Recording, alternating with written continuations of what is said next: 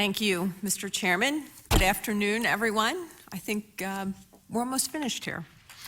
It's been 3 weeks, and I've heard a lot about our finances, and I'm concerned about some of the things that I have heard.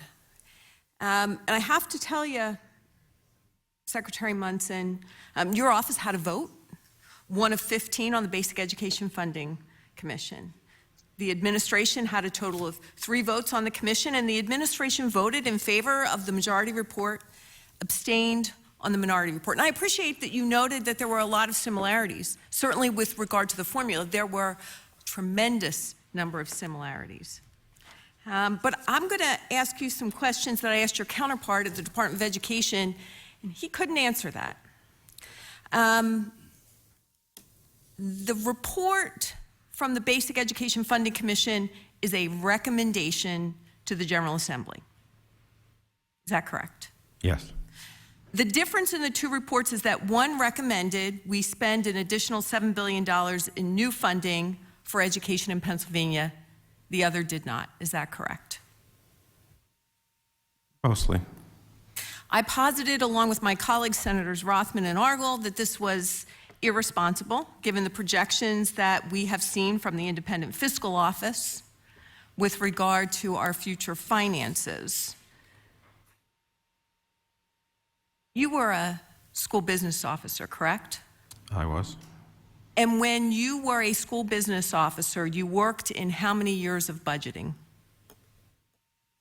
In a given year? In any given year. You're working in the previous year, the current year, and into the future? Yes, primarily the current year and obviously the next year. And then I did institute a somewhat similar approach, the 5-year. It's more like PICA's approach with the city, but you're basically a 5-year planning document. Because you're concerned about things like sustainability and predictability, correct?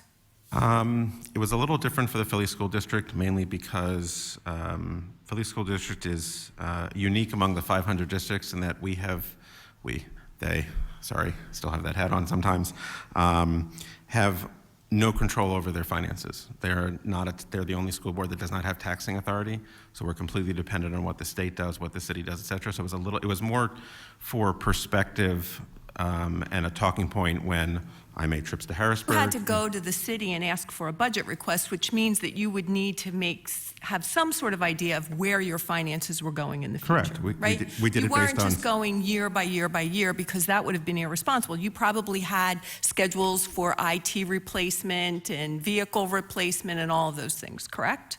Yes. So now, if I recall correctly, your office asked that we release the report prior to the governor's budget address so that the governor could incorporate the work of the commission into his budget proposal. Yes.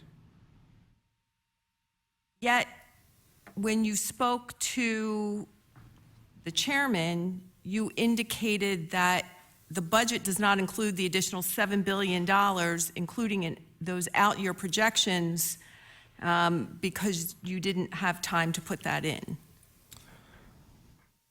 What I said was that there are some issues, there are some questions raised in the majority report, for lack of a better term, which state that there are different ways to determine what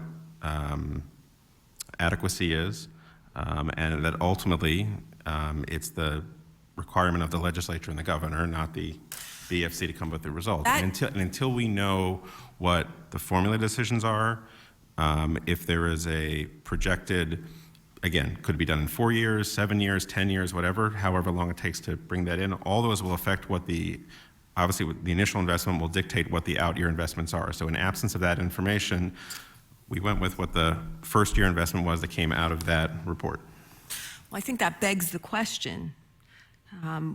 Why would you agree to a report that recommended spending a certain amount of money when you couldn't predict what the amount of money you would need to spend would be, because that was the purview of the General Assembly and the governor in the budget process?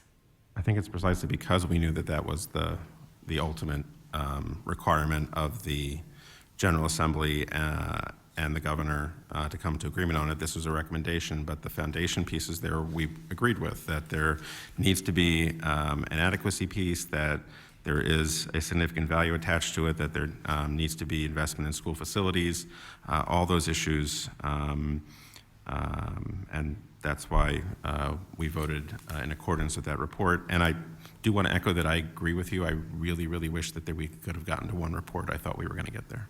Well, think that's a I failing. was very disappointed that we did not get there, and I Me too. think that this budget, not including those out-year projections, despite the fact that the budget document showing out-year projections and increases in other things like pupil transportation in fiscal years, is it's just not genuine. Thank you, Mr. Chairman. Thank you, Mr. Secretary.